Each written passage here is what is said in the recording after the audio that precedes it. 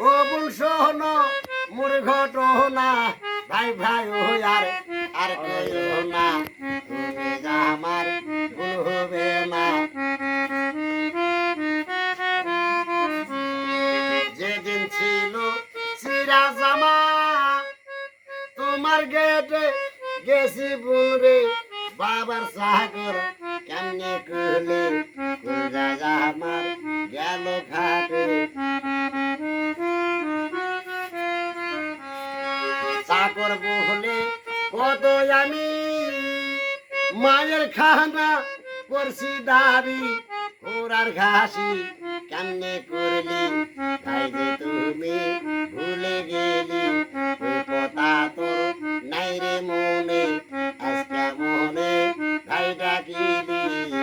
আজব দিল বাচ্চা বলে বোন আর ভাই করো না আমি তোমার ভাই না এই যে দেখো তোমার কাদাবস্থা আমি চিরাফারা কাপড় পরে গেলাম বাবার চাকর আর হাতি থেকে ভাই এ বোনের দরকার নাই মায়ের মরণকালে বিপদকালে ঘোড়ার ঘাসি বানে কাদাবস্থা দিলে হারামজাদি বোন তোর আমানত নষ্ট হলে আমি জাহান্নামের খড়ি হব তাই আমানত পুষে দেওয়ার জন্য নিয়ে এলাম আমার মায়ের কোনো বেদি নাই মায়ের কোনো ব্যারাম নাই মা আছে সিংহাসনে আমি তোর কেদা দেওয়ার জন্য এলাম হাতির থেকে নামো যেখানকার বোন সেখানে যাও আর কোনোদিন ভাই ডাকবে না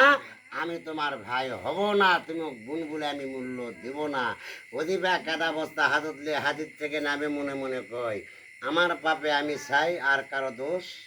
নাই আমার মতো বোন জানার কারো আসে না মনে মনে ভাবে আর কেদা বস্তালে স্বামীর গেটে যায় খারা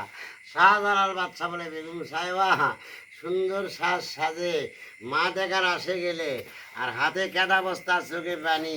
অধিবা কয় আর মিথ্যা কব না স্বামী একদিন আমার ভাই নোংরা জামা পরে আলো তোমার মানে চলে যাবে তাই ভাইকে পরিচয় না দিয়ে বাবার চাকর ডাকেছি ভাই খাবার দাবি করেছিল ঘোড়ার ঘাসি বানাছি কেদা বস্তা দিছি তাই ভাই মিথ্যা কথা বলে জঙ্গলে যায় কেদা বস্তা ফিরে চলে যায় সারার বাচ্চা বলে বেঈমান পাষাণ কাপের দুষ্টু নারী আপন রক্ত যদি কেউ পর করা পারে নিজের ভাইকে চাকর বলা পারে আমি পড়ার বেটা তোমার স্বামী আল্লাহ না করুক যদি আমি গরিব হয়ে যাই তাহলে তোমার জুতার তলা হওয়ার যোগ্যতা থাকবে না তাই যে মেয়ের ভিতর অহংকার আছে যে মেয়ের কাছে গৌরব আছে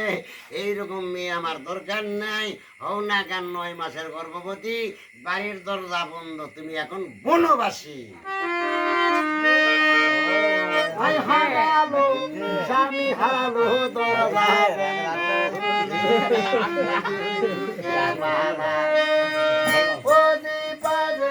সর্বহারা বুঝি আল্লাহ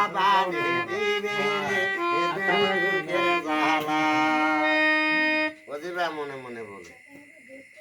আমি যা উন্নয়